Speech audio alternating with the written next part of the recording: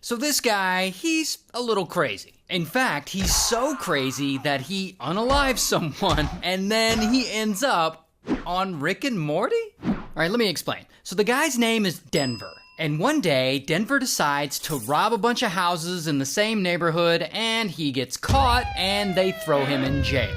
And unfortunately, being in jail really isn't good for his already failing mental health. And he starts having delusions and threatening deputies, and things aren't going well for him. But then he gets transferred to the county jail. And 5 days after moving to that jail, he decides to attack his cellmate for some reason. And he waits for him to fall asleep, and then he sneaks over to his bed, and bam! He smashes his cellmate's head in, and he unalives him. And apparently, afterwards, he's like bragging to the other inmates about what he did. He's like, that's right, I crushed that bastard. And the other inmates are just like, okay, yikes. So Denver is charged with murder, and they assign him a public defender. This guy, who we'll just call Saul. And Saul tries to work with him a bit, and pretty quickly he's like, this guy is not mentally fit to stand trial. So the state sends Denver to a psychiatric facility for a psych evaluation to make sure he fully understands what's happening to him while he's on trial. But sending him to this psych facility really pisses Denver off. Mostly he's mad at Saul for recommending he be sent there. Regardless, Denver spends a bit of time in this hospital, and there they diagnose him with schizophrenia.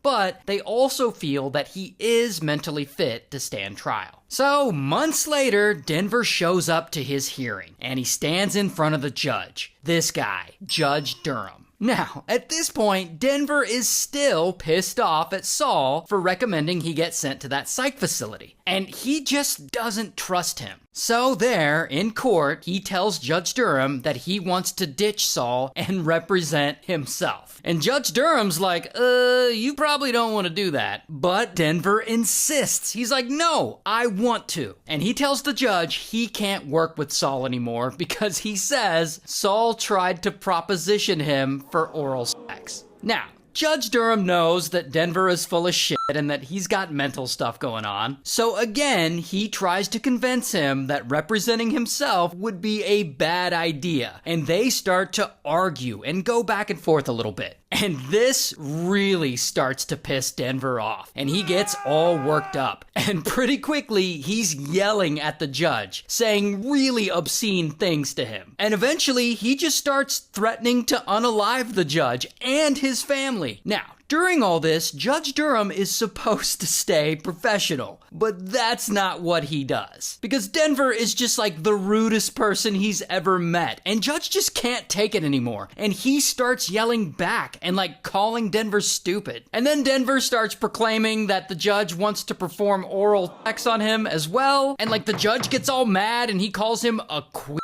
which is extremely unprofessional and homophobic. But both the judge and Denver are just angry and they're arguing and neither of them will back down. Now, eventually, this hilarious argument ends and Denver leaves the courtroom and everyone there is just like, what the f***? Did that crazy exchange really just happen? But then, at some point, the full transcript from this hearing is released to the public. And people read it, and they find this argument between Denver and the judge so damn hilarious and ridiculous that people start doing their own reenactments of it online. And that is when these two guys hear about it. This guy, Justin, and this other guy, Dan.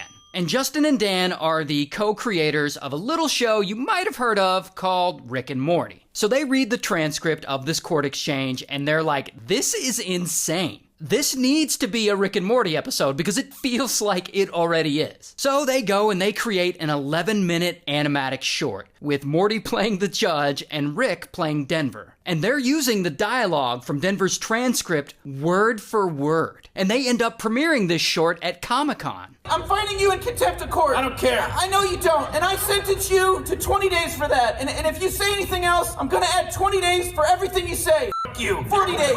F*** you again. 60. Go f*** yourself. A year. Your mama. 10 years. Suck my Now you're calling me stupid? Listen, yes I am. This is kangaroo court. You know what? You have a constitutional right to be a dumbass. So this short debuts at Comic-Con and Rick and Morty fans absolutely love it. And so Adult Swim, they release it on their YouTube channel, and it blows up, getting 12 million views. Now, this video doesn't exactly make Judge Durham look all that great. I mean, people know Denver's crazy, but the judge is supposed to be a bit more professional in these situations and not argue with the defendant, and especially not calling him stupid or calling him homophobic slurs. And normally he would get in trouble, but before the state commission can start an investigation into him, the judge already knows he's screwed up, and he himself reports what he did to the commission, and he recuses himself from Denver's case. And the state commission doesn't end up punishing him all that hard. They make him attend like sensitivity training and some counseling. And by the way, here's what he looks like in real life. Anyway, about a year later, Denver goes back to court, and he's got a new judge for his case, and he pleads guilty to unaliving his cellmate, and he gets sentenced to life in prison. Here's his mugshot, by the way.